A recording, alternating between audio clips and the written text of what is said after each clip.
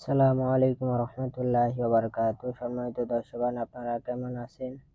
আশা করি ভালো আছেন। আলহামদুলিল্লাহ, আপনাদের দোয়া আমিও ভালো আছি। তো সম্মানিত দর্শকগণ, শত্রুর দোকানে বেচা কিনা বন্ধ করার তদবির নিয়ে উপস্থিত হয়েছি।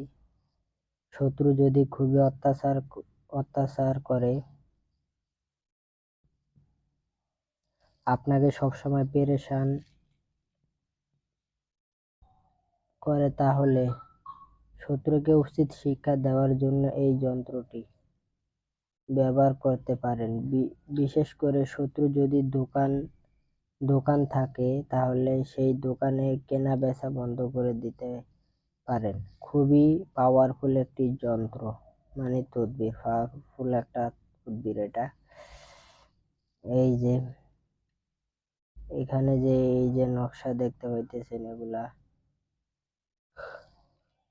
তো আপনারা যারা এই ভিডিওটা দেখতেছেন, তদবিরের অনুমতি পেতে হলে ভিডিওতে একটা লাইক করে দিবেন, অন্য ভাইদের উপকারের জন্য শেয়ার করে দিবেন, আর ভিডিওটা শুরুতে শেষ পর্যন্ত দেখে নিয়ম ভালোভাবে জেনে তারপরে কমেন্টে বলবেন আমি অনুমতি চাই, তাহলে অনুমতি দিয়ে দিব। ঠিক আছে? তো চলুন আমরা এটা নিয়মটা দেখে নিই। এই যে এখানে যে নকশাটা দেখতে পাইতেছেন, এই নকশাটা শনিবার দিন লাগবেন।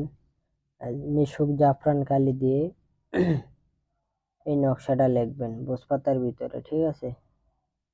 এই যে এখানে লেখা আছে, পাকসাপ হয়ে বসপাত্রে মেশক জাফরান কালি দিয়ে যন্ত্রটি লিখবেন। লেখা শেষ হলে ছোট করে বাস করে নিবেন। এই যন্ত্রটি শত্রুর দোকানে ফেলে দিবেন। হ্যাঁ, শত্রু যেই দোকানে ব্যবসা বাণিজ্য করে ওই দোকানের ফেলে দিবেন এমন জায়গায়, যে জায়গায় কারো চোখ পড়ে না বা সহজে দেখে না, এমন জায়গায় দোকানের ভিতরে ফেলে দিবেন। তাহলে দেখবেন শত্রু যে দোকান আছে, দোকানে বেচা কিনা বন্ধ হয়ে যাবে। হ্যাঁ, তারপরে আবার করতে পারেন যাদের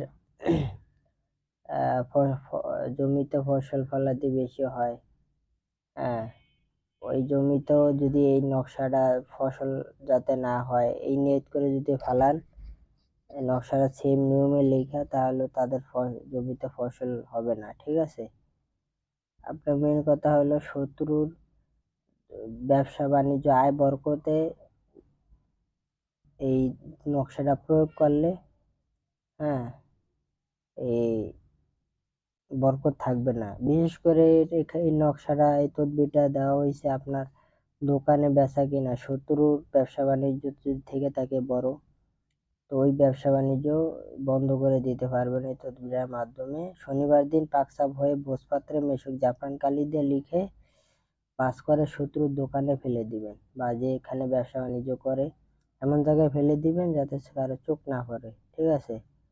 তাহলেই হবে, শত্রুর বেচা কিনা বন্ধ হয়ে যাবে। তো এতটুকুই। আসসালামু আলাইকুম ওয়া রাহমাতুল্লাহি ওয়া বারাকাতুহু।